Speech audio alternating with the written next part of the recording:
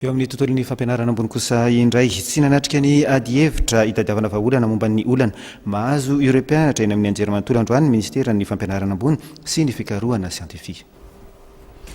Ny aiky ny rehetra nandritra io famelabelarana io fa tsy lavorary ny anjerimanontolo eto Madagasikara ka mila fanarenana. Tokony ho loha laharana amin'ny fampandehanana ny anjerimanontolo aloha ny vokatra izay vao miresaka ny entimanana hoy ny tale jeneraly ny tahirim-bolam-panjakana. Ny filoha nasionaly ny SECES kosa nefa etsy andaniny dia nilaza fa tsy hita mivaingana eo ny eo ny vokatry ny fikarohana izay atao eny amin'ny anjerimanontolo eny. Fanadihadiana nataon'ny Mika Randrem-Bolilasa sy Arfidra Kotomanala. Vahaolana efa nangatan'ny tahirim-bolam-panjakana hatry ny ela ny sy ny ady hevitra sahala amin'izao ahafahana mamamiaraka ny olana eny amin'ny anjerimanontolo. Tsy ho amin'izao ihany fa amin'ny ho avy rehetra mihitsy raha ny nambarany ny tale jeneraliny.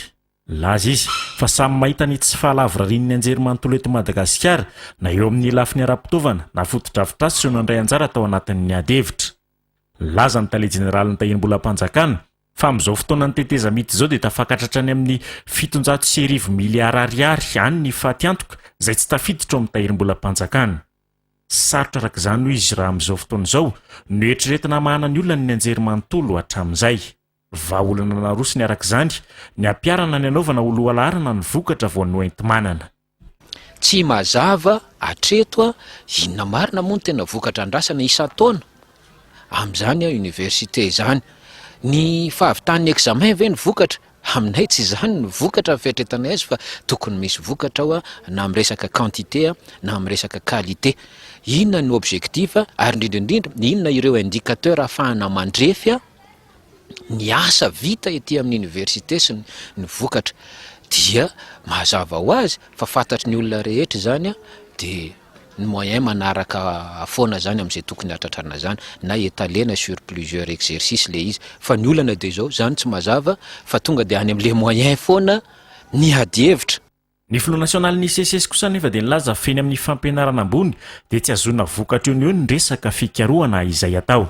Ty amin'ny fampianarana ambony dia tsara ho marihana ihany fa ny recherche dia tsy azahoana vokatsoa eo no eo.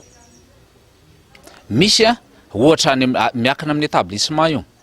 Raha ny amin'ny polytechnique anao évaluation anao hoe inona ny économie minière atao amin'ity zone anankiray ity azo atao zany eo no eo. Fa raha tena recherche tena mandalina hoe resaka aretina zany tsy azonao vetivety zany. Institut Pasteur zany raha nanao recherche zany tsy azonao hoe résultat no tadiavina amin'izany ka hoe résultat hamokatra vola.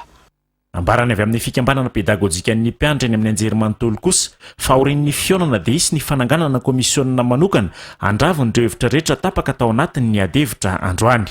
Rehefa voaravina anaty boky ireo hevitra tapaka ireo dia atolotra ny tompona andraiki-panjakana.